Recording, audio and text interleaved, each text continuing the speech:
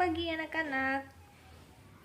Puji syukur kepada Tuhan sehingga Ibu dapat menyapa kalian pada video singkat hari ini.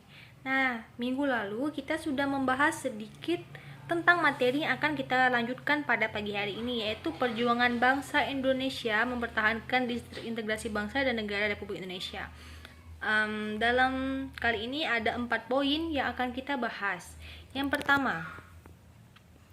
pertama kita akan membahas makna dari disintegrasi itu. Terus yang kedua, gejala disintegrasi itu apa aja. Yang ketiga, berbagai contoh disintegrasi yang dulu pernah terjadi di Indonesia. Yang terakhir kita akan membahas bagaimana upaya bangsa ini menghadapi disintegrasi tersebut. Nah, langsung saja kita masuk ke poin pertama, yaitu pengertian disintegrasi. Kalau integrasi itu artinya menyatu, bersatu, utuh, maka disintegrasi adalah lawan dari integrasi. Disintegrasi itu adalah perpecahan ya. Lanjut ke poin kedua. Terus gejala disintegrasi.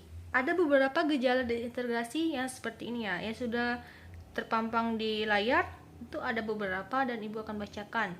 Yang pertama, tidak adanya persamaan pandangan persepsi antara anggota masyarakat mengenai tujuan yang semula dijadikan patokan oleh masing-masing anggota masyarakat. Yang kedua, perilaku para warga masyarakat cenderung melawan atau melanggar nilai-nilai dan norma-norma yang telah disepakati bersama. Yang ketiga, kerap kali terjadi pertentangan antara norma-norma yang ada dalam masyarakat. Yang keempat, nilai-nilai dan norma-norma yang ada di dalam masyarakat tidak lagi difungsikan dengan baik dan maksimal sebagaimana mestinya. Yang kelima, tidak adanya konsistensi dan komitmen bersama terhadap pelaksanaan sanksi bagi mereka yang melanggar norma-norma yang ada di masyarakat tersebut. Dan yang terakhir, kerap kali terjadinya proses-proses sosial di masyarakat yang bersifat desosiatif seperti persaingan tidak sehat, saling fitnah, saling hasut, bertentangan antara individu, kelompok, perang urat saraf, dan seterusnya. Ini selanjutnya, poin ketiga, kita akan membahas beberapa contoh-contoh kasus disintegrasi yang dulu pernah terjadi di Indonesia.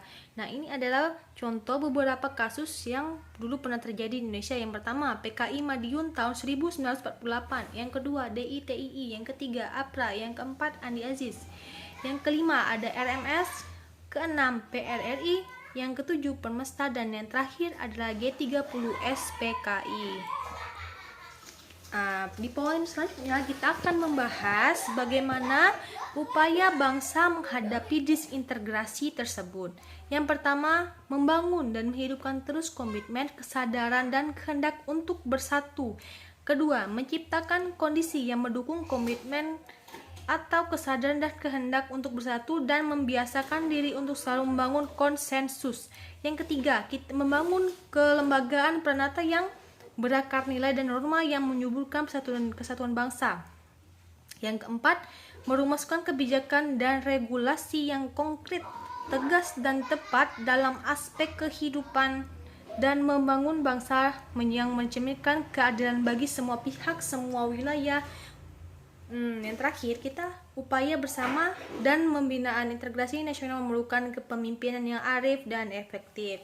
Setelah membahas materi ini, ada beberapa hal yang Ibu harapkan dari kalian. Yang pertama, kalian mampu mengidentifikasi berbagai ancaman disintegrasi bangsa melalui bacaan dari berbagai sumber seperti internet atau buku-buku. Kalian kalau buku-buku bisa pinjam di perpustakaan ya, itu banyak banget buku-buku yang membahas tentang masalah disintegrasi.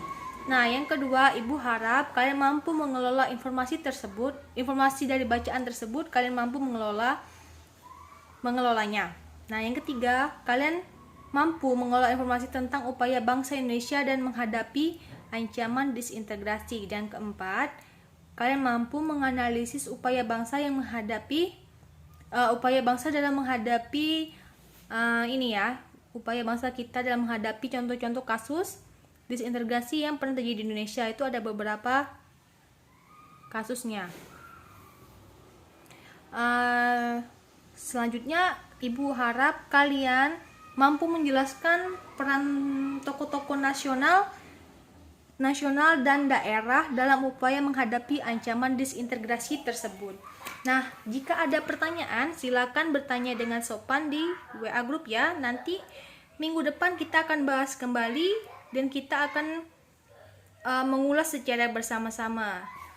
Demikian video singkat kali ini. Ibu harap materi pada pertemuan kali ini dapat kalian mengerti dan pahami dengan baik. Terima kasih. Wassalamualaikum warahmatullahi wabarakatuh.